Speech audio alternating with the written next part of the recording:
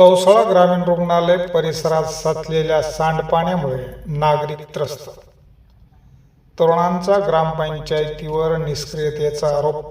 चौसाळा तालुका जिल्हा बीड येथील ग्रामीण रुग्णालयाच्या परिसरात मोठ्या प्रमाणात सांडपाणी साचल्याने दुर्गंधी, डासांचा प्रादुर्भाव आणि अस्वच्छतेची गंभीर समस्या निर्माण झाली असल्याचा आरोप स्थानिक तरुणांनी केला आहे.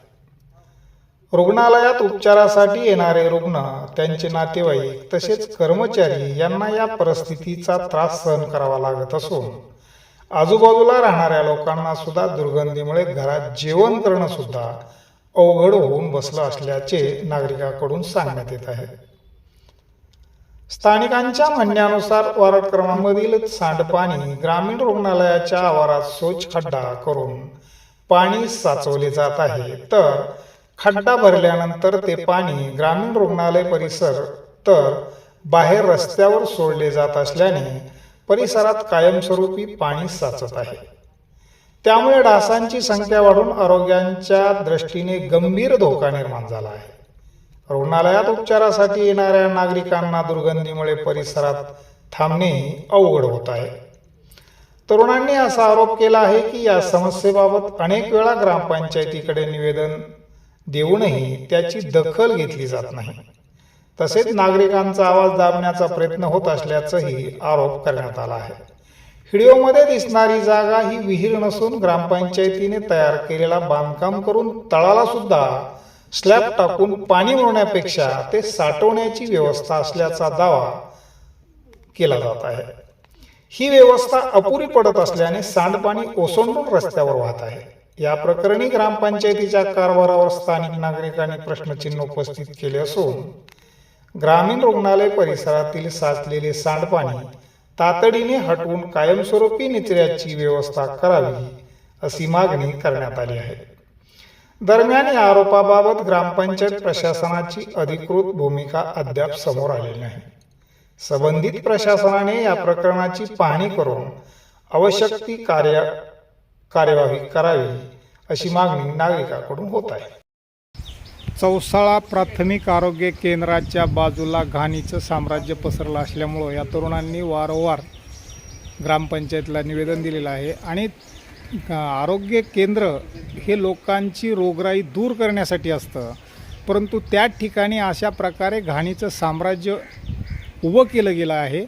संपूर्ण वरच्या एरियाचं पाणी पाईपलाईनने, अंडरग्राऊंड पाईपलाईनने गोळा करून दवाखान्याच्या बाजूला हे टाकलेलं आहे आणि त्या ठिकाणी शौच खड्डाही बांधण्यात आलेला आहे आणि शौच खड्ड्यामध्ये हे पाणी सोडलं जातं. आता या तरुणांचं यावर काय म्हणणं आहे ते आपण ऐकू. बोला.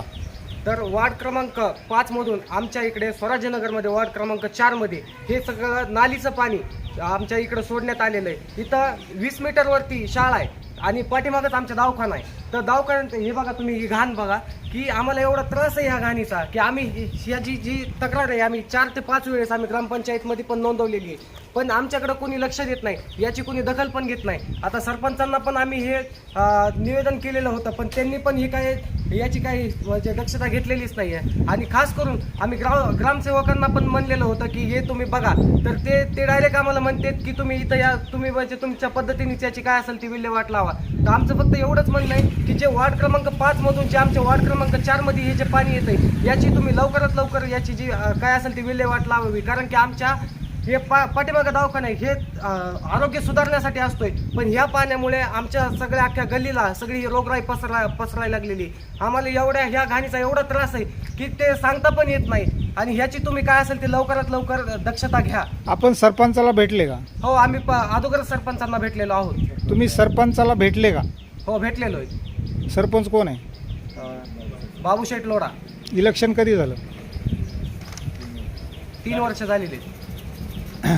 डबल इलेक्शन तर झालं नाही झाले. मग बाबूशेठ लोढा सरपंच कसे? हो. तुम्ही सरपंचाला भेटलेच नाहीत आणि तुम्ही म्हणता की आम्ही सरपंचाला भेटलो. सरपंच 4 वेळेस येऊन गेलेले. सरपंच इथे येऊन गेले. सरपंच आलते का? हो, आले. ग्रामसेवक आलाय, सरपंच सरपंच आलते का? आले होते. सरपंच कोण आहे? बाबूशेठ. बाबूशेठ सरपंच कसं काय?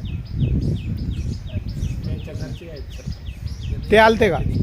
ते आजपर्यंत कधीच नाही आलेले. हां, मग तुम्ही सरपंचाला भेटलेच नाहीत, सरपंच या ठिकाणी आलेलेच नाहीत, फक्त सरपंच पती या ठिकाणी आलेत.